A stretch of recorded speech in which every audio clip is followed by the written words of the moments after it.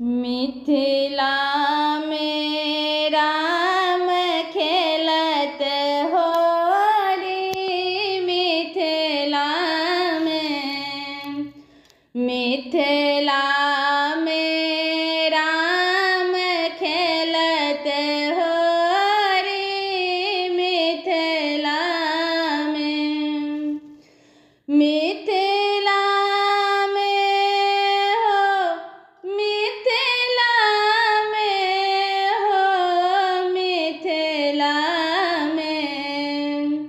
मिथिला में राम खेलत होरी, मिथिला में किनका के हाथ कनक पिचकारी, किनका के हाथ कनक पिचकारी, किनका के हाथ बिरझोरी हो,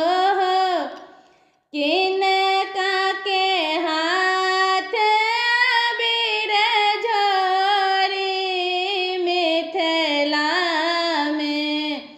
मिथिला में राम खेलत होरी, मिथिला में राम जी के हाथ कनक पिचकारी, राम जी के हाथ कनक पिचकारी, सीता जी के हाथ बिरझोरी हो,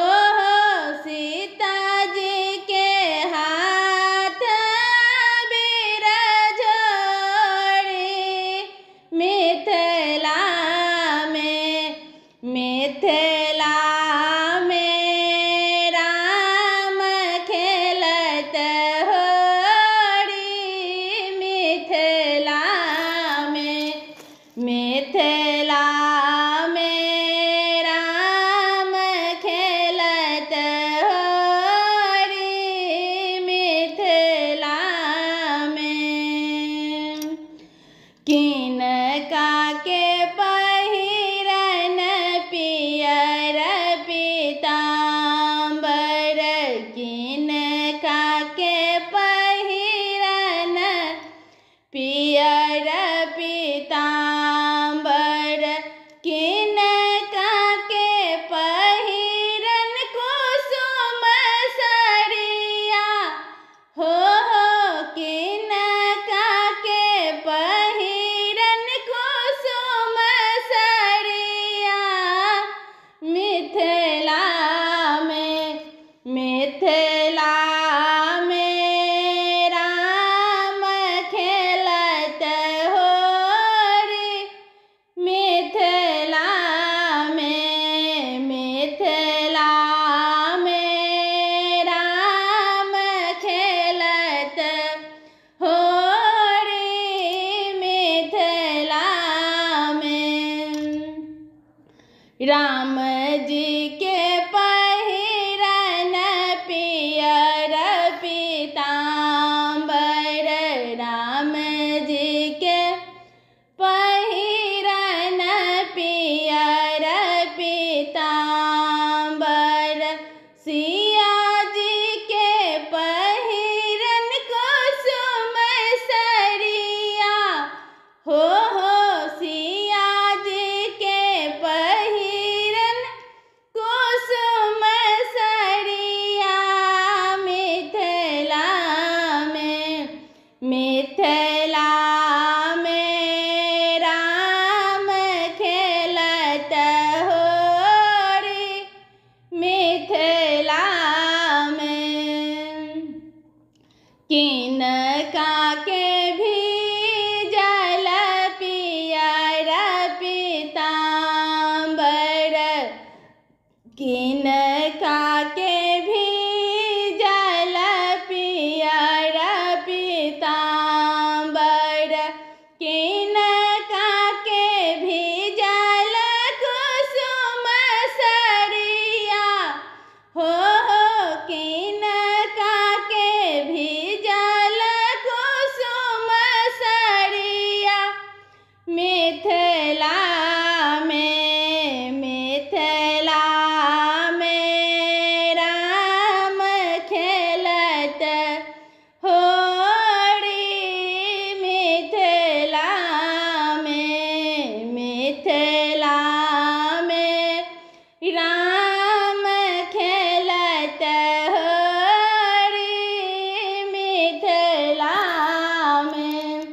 राम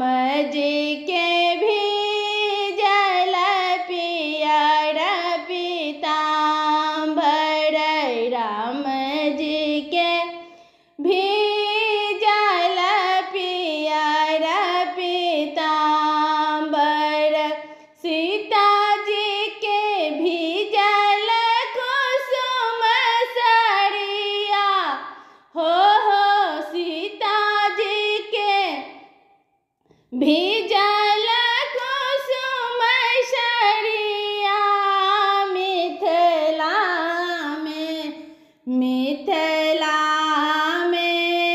राम खेलत होरी, मिथिला में राम खेलत होरी, मिथिला में।